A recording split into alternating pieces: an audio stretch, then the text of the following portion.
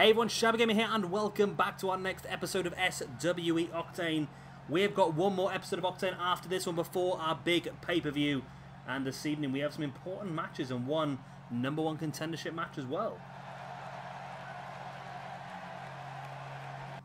So like I said, we've got 3 matches for you this evening. We're going to start things off with the Cruiserweight champion Neville taking on Tajiri.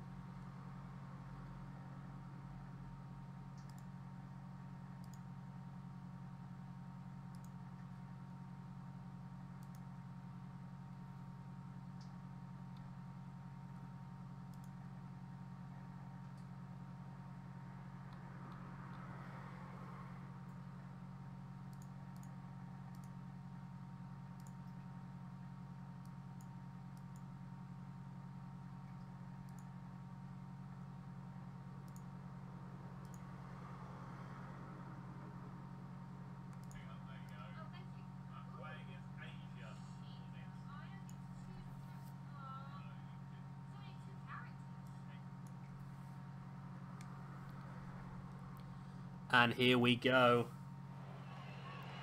Looking forward to this one, actually. It should be an interesting one. Neville needs to continue building momentum moving forward, of course, into our big match against Sin Cara. But that could change this evening. I've been a little bit devil's advocate here. And tonight's main event is going to be Sin Cara versus Kalisto. Now, both guys were not happy about facing their tag team partners. However, I've sweetened the deal a little bit with Kalisto, and I have offered Kalisto the chance to join Sin Cara and Neville in that Cruiserweight Championship match if he can defeat Sin Cara here this evening. So that's going to make our main event very interesting. Also tonight we will see the Young Bucks taking on Dynasty, Trevor Lee and Andrew Everett. The winners of those ones will go on to face off against the Time Splitters at our pay-per-view for the Tag Team Cruiserweight Championships. So 3 very important matches here this evening. I'm glad that this belt seems to work on Neville. A lot of the belts in this game don't. I think they're okay now. They haven't got the horrible thing they used to have in the last game where the belts like wander like 20 inches around the body for some reason. But there are still issues with clipping through clothes, but it seems to be working pretty well on Neville because he hasn't got a cape or anything on this one. I might have to go back to using the actual Neville soon, though, to be honest with you. I like having the real Neville. I like having this Neville with the right attire and stuff like that, but it just takes up a core slot, and I'm not sure if I really want to use a core slot with that Neville. We can use the normal Neville and call him healed anyway. Call him heel, not healed. Call him heel, but I don't know. The thing is, I've never been one for alternative attire. I would love to have all the correct attires in the game. Don't get me wrong, but at the moment, I'm spending a lot more of my time, a lot more of my core slots on getting actual different wrestlers. That's it. Because if I start trying to get different attires for people, all of a sudden you end up with like 10-15 core slots gone. Because I could get the Braun Strowman, I could get Epica and Primo as they should be and stuff like that, but it's a little bit pointless. And here we go again. Sorry, there's probably a dodgy cut there, but as usual, the game screwed us over. I can never get through a single episode at the moment without something dodgy happening. In the last one, it wasn't a glitch. I think it was just bad luck. Neville and Tajiri were fighting on the outside. Neville threw Tajiri back in the ring at a 9 count and then didn't manage to get back in the ring himself before the 10. So he actually got himself counted out, which is a bit stupid, but there we go. Of course, Tajiri joined the SWE Universe mode when he was brought in by PJ Tovey as part of the Mayhem Shabby shake-up. Not really featured too much so far, but he was, of course, in the Hardcore Revival pay-per-view or special we had a couple of weeks back. When we obviously crowned our first Hardcore Champion William Regal. There's Neville, Dragon Suplex. Vicious move, that one. With a normal German suplex, you can sort of get your hands out there and try and protect your neck, or try and just sort of slow yourself down when you land. But when a dragon where your arms are hooked, you can't have any of that sort of stuff. It's a tricky move, and it's a very dangerous move. Neville could cause a lot of damage to Tajiri doing that. Oh my god, I think I just really hurt myself. That was really, ouch. That is really bloody stupid what I've just done. Ah, that's really stupid. There's a little metal thing on the floor. I say little, it's about 30 centimeters long, but it's like a long metal, like that long piece of round metal, long metal bar. It's only like small. And I just tried to push it across the floor with my foot to get it out of the way, and it's just got caught in the carpet and stabbed me in between two toes. That's not good. I'm sure I got hurt in the last episode as well. I've recorded Throwdown a minute ago, and I'm just recording Showdown Octane now in one day.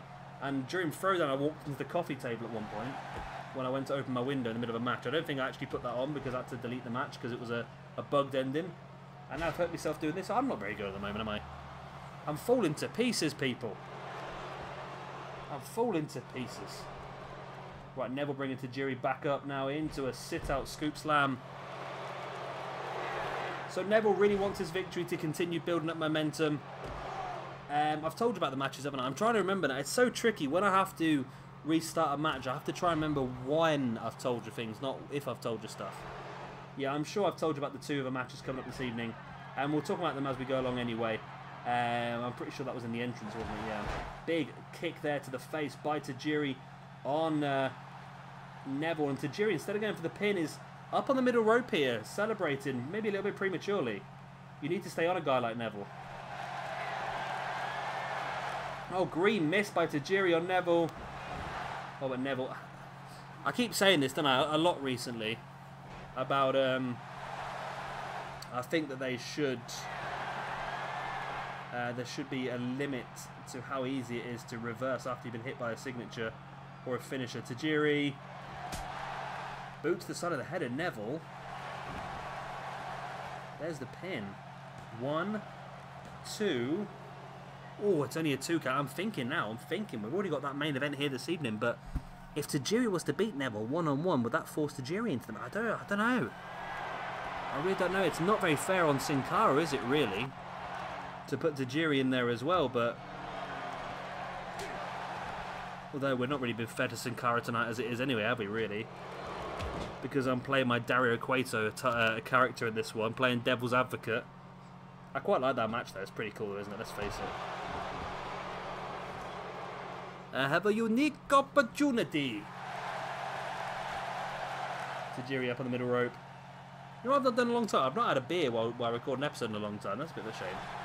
I enjoy my... I tell you what, I've done a few... I've done a few episodes when I'm absolutely hammered, haven't I, really? You can probably tell when I record them how drunk I am. There's the pin there by Tajiri. 1, 2... and he has got the 3 count. Okay. Okay. So what do we do here? What do we do? Well, guys, this is up to you. I'm putting this in your hands. I've already said our main event this evening, Kalisto faces Sin Cara, tag team partner versus tag team partner. If Kalisto wins, he is added to that match at the pay-per-view for the Cruiserweight Championship. But you let me know down below what you want to do. Do you want to see Tajiri in that match and make it either a triple threat or a fatal four-way, depending on our main event result? Or shall we keep Tajiri out of the picture for now and maybe give it an opportunity a little bit later on? Let me know what you want to see in the comment section down below, and that is what we will do. But for now, let's get into our next match. And here is our second match this evening. It is going to be the Young Bucks, the former Cruiserweight Tag Team Champions, taking on Dynasty's Andrew Everett and Trevor Lee. And here we go. This should be a good one, this, I think. The Young Bucks are the former Cruiserweight Tag Team Champions. However, Dynasty's Trevor Lee and Andrew Everett have really been on a great vein of form of recent, so it'll be interesting to see which one of these two teams will go on to face off against Time Splitters. I'm sure the Bucks are going to want to get back in that championship. Like I said, they were the original champions. They defeated Red Dragon on night number 1 of Octane. Still not the best cause in the world, are they? They're not bad, but they're not great. it would be the sort of ones you'd expect, like, every man and his dog to have created a Nick and Matt Jackson. I don't know if they might be quite good, I suppose. I don't know. Are they just a little bit, I don't know, they're just a bit generic looking, so it does that, I suppose, maybe. I don't know.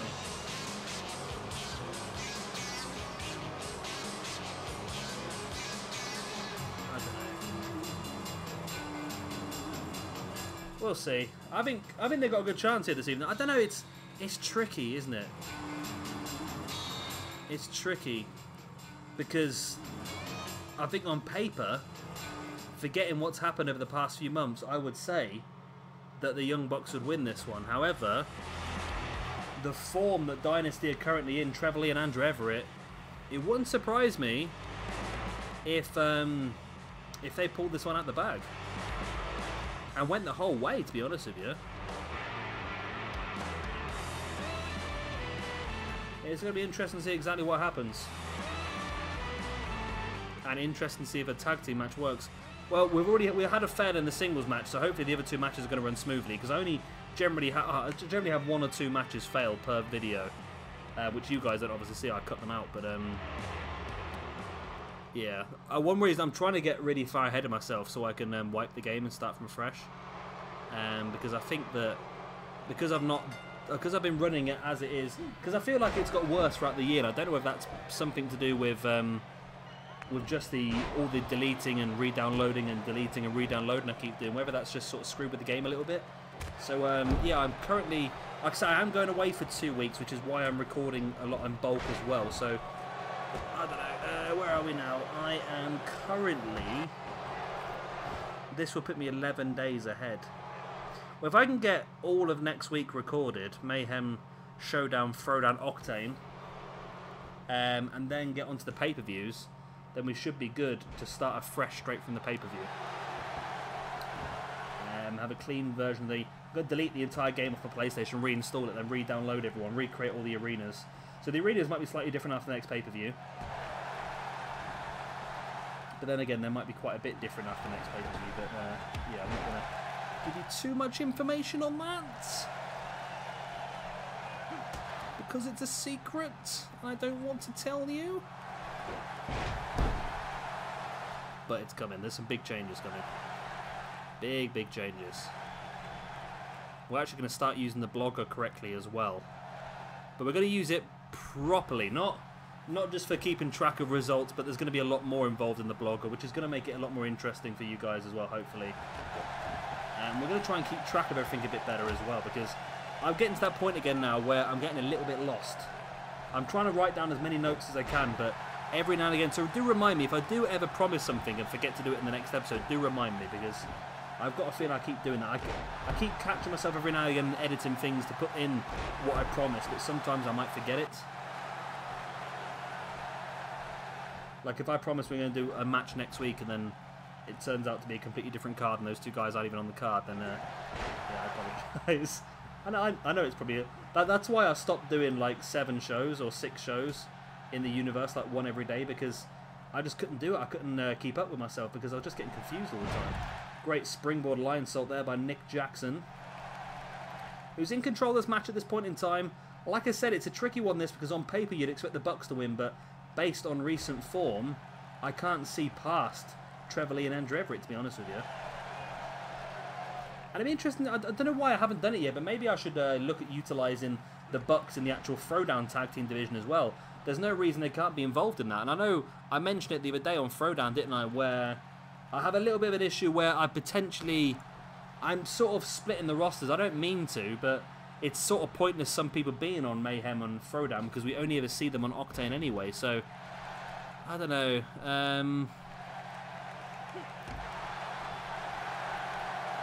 Yeah, we're going to have to be clever about it all, aren't we? Like I said, when we get past our next pay-per-view, I think we're going to have some good stuff. We're going to have some fresh beats. I don't know where that came from. Oh, Andrew Everett reversed the Hurricanrana into a face flapjacky droppy thing.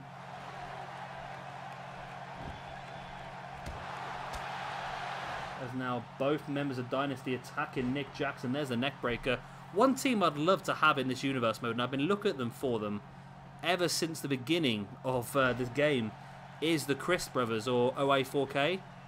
I seem to struggle with Sami Callihan. There's not a very good Sami Callihan on this game to download, and both Dave Christ. See, Dave Christ and the other guy, I've forgotten his name, the other guy, his brother, they've just started working for PWG as well. The pair of them don't seem to have any cause at all on them, which is a shame, because I'm hoping that now they're in PWG that people will start creating them. Nick Jackson 450 with a rotation as well. There's the pin. 1, 2. Oh, it's only a 2 count. Matt was across and would have blocked off Andrew Everett, but Trevor Lee had just about enough to kick out.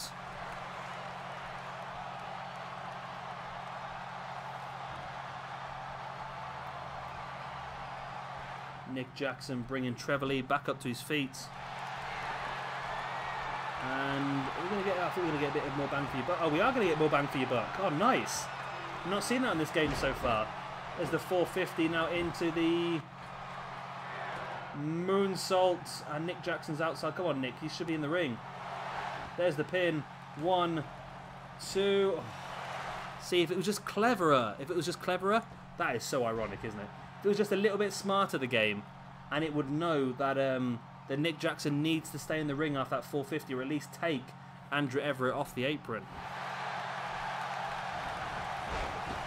I was about to give you some breaking news, and it is breaking news. However, considering this video is going to be uploaded 11 days from now, it probably won't be breaking news anymore.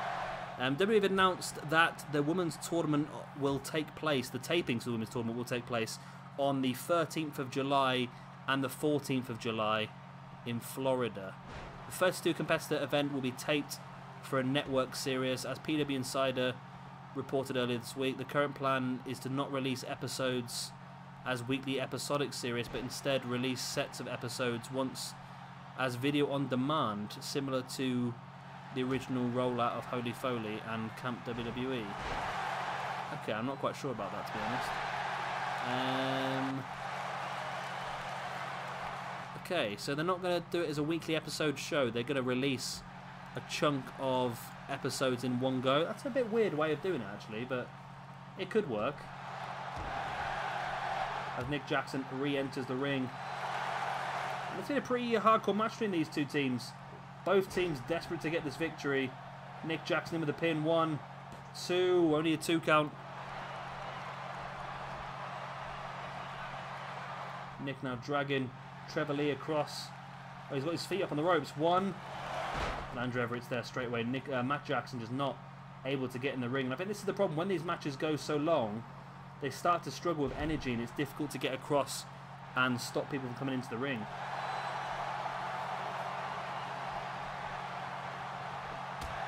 Trevor Lee clubbing blow to the back of Nick Jackson. He rolls away, but Trevor Lee catches him in a small package. 1, 2, only a 2 count. Trevor Lee now again lining up Nick Jackson. Takes him up into that suplex powerbomb. Wow. But he's just so close to Matt Jackson. That's the problem. But Matt is a little bit down and out here. 1, 2. Okay. Well, Matt Jackson screwed it up for himself there. And we are going to see Dynasty versus the Time Splitters for the Cruiserweight Tag Team Championship. You know what? I'm not going to re-record it because they deserve to lose. If that's the way the game is going to play it, then he deserves to lose. Right, so that is going to be, looks like on night number 4. I'm going to put that one in for. And it can actually open the show, I think. It'll be a pretty good match to open the show. So Dynasty versus Time Splitters for the Cruiserweight tags. And as I mentioned very cryptically here and there, if you're a champion after this next pay-per-view, then you may very well be immune from all the massive changes that are going to happen. But again, I'm not going to tell you too much, but being a champion may be very beneficial after the next pay-per-view, maybe a bit more beneficial than normal. We'll wait and see what happens as we move into our main event. And here is that main event. As I announced earlier on, we know that Sin Cara is the #1 contender after winning that 30-man over-the-top rope battle royal a couple of weeks ago. However, as Devil's advocate, I have given Kalisto a unique opportunity. He will have to take on his tag team partner here this evening. However, if he does win this match, he will be added into that Cruiserweight Championship match at the pay-per-view to make it into a triple threat or fatal four-way, depending on your guys' decision on the whole Tajiri situation down in the comments section below. Right, we're in. What is coming up? Well, we know what's coming up next. I've just bloody told you. I don't have to talk some crap sometimes, do I? It's fine, you can tell me. Lucha, lucha. Here comes Hunico. I mean, Sin Cara. Hey, do you know what? It'd be amazing if it was the other way around, right? If it was the other way around, right? And Hunico was the original Sin Cara, and then Mystico took his place. That would have been so funny, because how WWE would have tried to explain an entire sleeve tattoo disappearing would have been hilarious. It would have been absolutely hilarious. So yeah, it's a shame. I don't quite understand. I think I had this conversation with someone in the comment section a few weeks back. I can't remember who it was, so I apologise. But they mentioned about Sin Cara, and maybe again Sin Cara would be better if it might have been I Will one actually. Sin Cara would be better if they put somebody better under the mask. And I just made the comment that why do you need the mask? It's like, don't get me wrong, for Kalisto it makes sense, but these characters where they keep the character and just keep replacing the wrestler, what's the point? It's like Suicide or Manic over in TNA. I shouldn't say the word Suicide because it will do my videos in, based on the new YouTube algorithms and all that sort of stuff. But yeah, it's the same with him over there. It's like when they had that whole episode of TNA years ago where somebody, I think it was Austin Aries, stole the Suicide gear or Manic's gear and was using it. And then Hulk Hogan came out and said, oh, this is TJ Perkins, he normally plays Manic and he's not happy that someone stole his gear. And I'm sat there at home thinking, why do we need bloody Manic? You've got TJ Perkins sat there. And I'd know TJ Perkins for a while because he was wrestling in PWG for quite a lot. So I was quite excited about the whole thing. But yeah, it just makes you wonder why. Like, I can understand if somebody's got absolutely no charisma or anything like that at all and they need a character to get them over, but I think Hunico is actually doing all right, to be honest with you. And maybe adding Hunico into that Epico Primo stable over on SmackDown would be good. And that's what they had a while ago, didn't they? They had Hunico, Epico, Primo, and Camacho. And obviously Camacho's left, went to TNA as Mika, for a little bit of time, then left there, now in New Japan, alongside his his adopted brother in Tama Tonga as Tangaroa. That surprised me, you know, when I found that out, and I don't know if you guys know that or not, I've mentioned it a few times already, but when I sort of found out that Camacho is Tangaroa, I was like, really? That just absolutely... And when I found out that Camacho was Micah at TNA, I was like, what? Because I just didn't really notice he was the same person for some reason, but there you go. And he's doing a very good job of what he's doing. I wouldn't surprise me if WWE looked to try and bring in the Guerrillas of Destiny at some point, because they are a very effective tag team, and they're big men and they're Samoan, which is literally got Vince having a semi just thinking about it. Right, Sin Cara taking Kalisto down. And Sin Cara knows that, well, I don't know, what would be best here for Sin Cara? Because he's got to think about this logically. If he wins this match, then he faces off against Neville one-on-one. If he loses this match, so Kalisto is added to that match. So, technically, if he loses this match, then both of the Lucha Dragons could work together against Neville. You see where I'm going here? And one of them will guarantee to walk out with the championship. So I don't know how close of friends these two guys are or how much they've spoke about this, but it might be beneficial for them to let Kalisto win. But then again, if Tajiri's added to the situation as well, it makes things a lot more messy. It's a lot more Lionel. Oh, we're going to get the old back and forth. Here we go. Both guys in the ring now. I think, yeah, I think we'll definitely keep these two guys together as a tag team. It's a bit like Darren Young and Titus O'Neil. I was thinking the other day, what would you do with Darren Young and Titus O'Neil on this game as singles competitors? And I just wouldn't use them. So I think if we ever do bring them into the game, we'll bring them back as the primetime players, because there's nothing else for them, to be honest with you, in my opinion. Sin Cara the pin here on Kalisto. 1, 2, only a 2 count. Sin Cara can't believe it. He thought he had this one won there. And now Sin Cara looking to go up to the top. A little bit of high flying. There's a senton bomb by Sin Cara. Is it going to be enough to keep his partner Kalisto grounded? 1, 2. It is. Wow. Okay. Well, Kalisto has not taken his unique opportunity at all well, has he? So, right, we now have the full information of what's going to happen. So, in the comment section down below, do you want to see Sin Cara versus Neville? As we promised Sin Cara by winning that the 30-man over the top rope battle royal, he probably deserves a one-on-one match. However, Tajiri defeated Neville earlier on this evening. So, what do you want to see?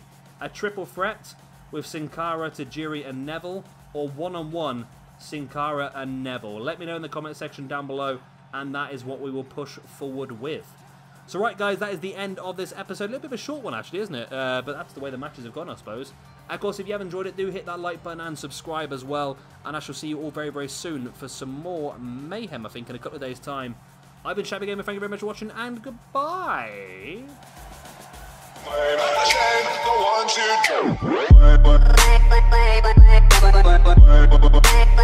do.